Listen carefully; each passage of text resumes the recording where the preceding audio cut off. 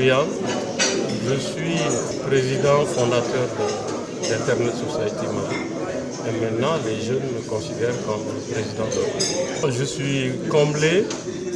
Ça m'a permis de rencontrer des vieilles connaissances.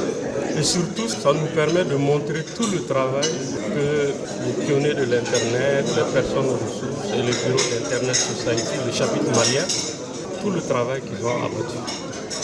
C'est des travaux de tous les jours, mais que l'on ne voit pas souvent.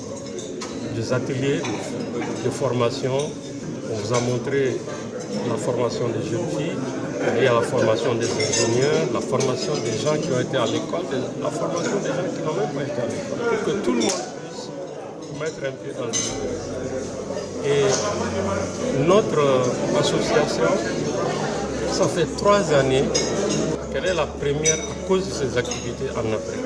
Il faut savoir qu'il y a des pays très loin comme le Nigeria, l'Afrique du Sud, l'Égypte et le Kenya.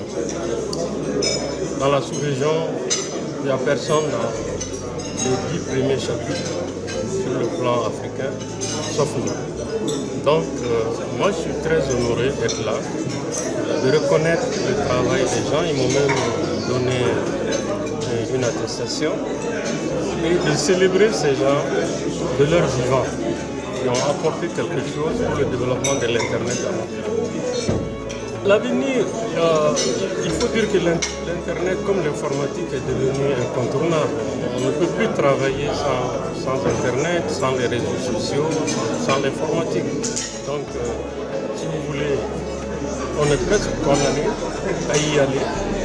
L'administration, le ministère de la communication, de l'économie numérique et de la modernisation de l'administration, qui porte bien son nom, a commencé le travail. Nous, on est de la société civile, donc nous, on appuie, on travaille avec le ministère, on prend des initiatives. Il y a des gens qui n'ont pas les moyens d'accéder à l'Internet. Et c'est ça notre premier souci, nous nous battons pour que le maximum de gens aient accès à l'Internet.